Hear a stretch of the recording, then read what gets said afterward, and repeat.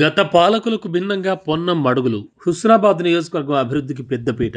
విద్య, వైద్యంపై ప్రత్యేక శ్రద్ధ పెట్టిన ప్రభాకర్. కరీంనగర్ హుస్నాబాద్ రహదారికి 77 కోట్లు. హుస్నాబాద్ను పర్యాటక ప్రాంతంగా మార్చడంపై ఫోకస్.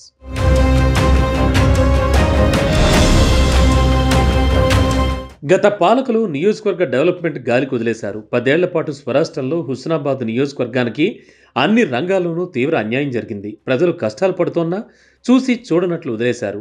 నియోజకవర్గ అభివృద్ధిని పట్టించుకోకుండా సొంత జేబులు నింపుకునేందుకు ప్రాధాన్యత ఇచ్చారు. కానీ కాలచక్రం గిర్రున తిరిగింది. స్వరాష్ట్రం సిద్ధించిన 10 ఏళ్ల తర్వాత హుస్నాబాద్ నియోజకవర్గ ప్రజలకు అభివృద్ధి అంటే ఏంటో కళ్ల ముందు కనిపిస్తోంది.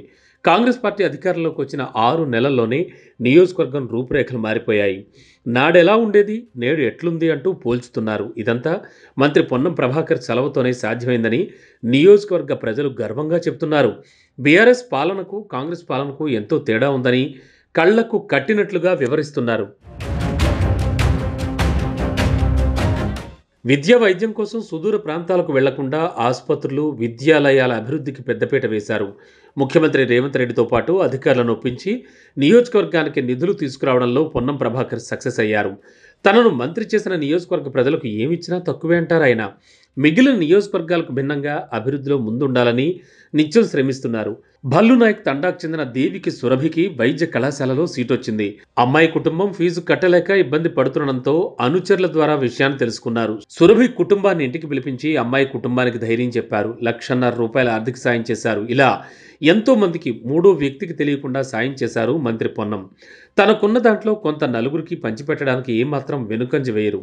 ఏ మండలంలో పాఠశాలలు ఎలా ఉన్నాయి, ఆసుపత్రుల పరిస్థితి ఏంటి, గ్రామీణ ప్రాంతాల్లో రోడ్లు ఎలా ఉన్నాయి, హుస్నాబాద్ ప్రభుత్వ ఆసుపత్రికి 250 పడకల మార్పు, 82 కోట్ల నిధులను సాధించిన మంత్రి పొన్నం.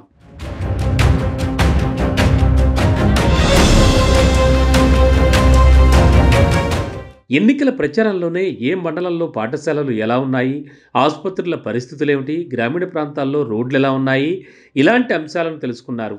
ప్రజల సమస్యలతో డాక్యుమెంట్ను సిద్ధం చేసుకున్నారు. ఏ ప్రాంతంలో అయినా ప్రజలు సుఖశాంతులతో ఉండాలంటే తిండి, గుడ్డ ఒకటి ఉండే సరిపోదు. ఇవి ప్రాథమిక అవసరాలు మాత్రమే. వీటికి తోడు మంచి విద్య, వైద్యం ఉండాలి. బీసీలు, ఎస్సీలు, ఎస్టీలు అన్ని రంగాల్లోనూ రాణించాలని పరితపిస్తారు మంత్రి పొన్నం ప్రభాకర్. అందుకే వీటినే ప్రాధాన్యాంశాలుగా తీసుకున్నారు. ఎమ్మెల్యేగా గెలిచి మంత్రి బాధ్యతలు స్వీకరించిన వెంటనే నియోజకవర్గ అభివృద్ధిపై ఫోకస్ పెట్టారు.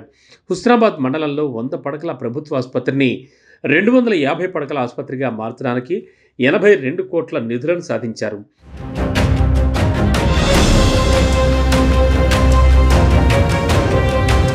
₹150 కోట్లతో 4 లేన్ రోడ్ల నిర్మాణానికి ప్రతిపాదనలు. కరీంనగర్ హుస్నాబాద్ 4 లేన్ రోడ్డుకు 77.20 కోట్లు.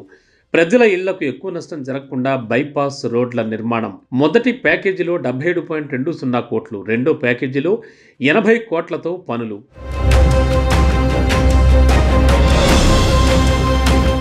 గతంలో హుస్నాబాద్ నియోజకవర్గం ఉమ్మడి కరీంనగర్ జిల్లా పరిధిలోనే ఉండేది. జిల్లాల విభజనలో భాగంగా హుస్నాబాద్, అక్కన్నపేట మండలాలు సిద్దిపేట జిల్లాలో కలిశాయి. ఆయా మండలాల ప్రజలు వివిధ అవసరాలకు ఇప్పటికీ కరీంనగర్ వెళ్తూ ఉంటారు. ఈ క్రమంలో కరీంనగర్ నుంచి హుస్నాబాద్కు రవాణా సౌకర్యాన్ని మెరుగుపరిచేందుకు రవాణా శాఖ మంత్రి పొన్నం ప్రభాకర్ నడుం బిగించారు. మంత్రి సూచనలతో R&B శాఖ ఇంజనీర్లు 150 కోట్లతో 4 లేన్ రోడ్ నిర్మాణానికి ప్రతిపాదనలు సిద్ధం చేశారు. తిమ్మాపూర్ మండలం కొత్తపల్లి నుంచి చిన్నముల్కనూర్, చిగురు మామిడి, సుందరగిరి, కొండాపూర్ మీదుగా హుస్నాబాద్ వరకు 24 కిలోమీటర్లు ఉంటుంది. ఈ రోడ్డును కొత్తపల్లి నుంచి హుస్నాబాద్ వరకు 2 ప్యాకేజీలుగా విభజించారు. 77 కోట్లతో ఒక భాగం, 80 కోట్లతో మరో భాగం 4 లేన్ పనులు ప్రారంభించారు. రోడ్ నిర్మాణంలో కొత్తపల్లి, చిన్న ముల్కనూర్, చిగురు మామిడి, సుందరగిరి, కొండాపూర్ తదితర గ్రామాల్లో ప్రజలకు ఇళ్లకు ఎక్కువ నష్టం జరగకుండా బైపాస్ రోడ్లు నిర్మించేందుకు ప్రతిపాదనలు సిద్ధం చేశారు. హుస్నాబాద్ కొత్తపల్లి రహదారి 4 వరుసలకు మొదటి దశగా 77.20 కోట్లు మంజూరు చేయించుకున్నారు. అక్కన్నపేటలో 80 ఎకరాల్లో ఇండస్ట్రియల్ పార్క్ ఏర్పాటు, టూరిజం హబ్, ఎల్లమ్మ చెరువు అభివృద్ధికి 37 కోట్లు, గౌరవెల్లి ప్రాజెక్టు కాలువల నిర్మాణానికి 431 కోట్ల నిధులు. ఇక అక్కన్నపేట మండల కేంద్రంలో TGIIC ద్వారా 80 ఎకరాల ప్రభుత్వ స్థలంలో ఇండస్ట్రియల్ పార్కును ఏర్పాటు చేయడం, హుస్నాబాద్కు అంతర్జాతీయ స్థాయిలో young India integrated residential complex సాధించారు మంత్రి పొన్నం. సర్వాయిపేటలో టూరిజం హబ్, ఎల్లమ్మ చెరువు అభివృద్ధికి 37 కోట్లు, గౌరవెల్లి ప్రాజెక్టు కాలువల నిర్మాణానికి ఇప్పటికే ప్రభుత్వం 431 కోట్ల నిధులు తెచ్చుకున్నారు. హుస్నాబాద్ ఎల్లమ్మ చెరువు, ఎల్లమ్మ దేవాలయం, శనిగరం ప్రాజెక్ట్, మహాసముద్రం, రాయికల్ జలపాతం, సర్వాయిపేట, కొత్తకొండ వీరభద్రస్వామి వారి దేవాలయాలను పర్యాటకంగా అభివృద్ధి చేయడంపై పొన్నం ప్రభాకర్ ఫోకస్ చేశారు.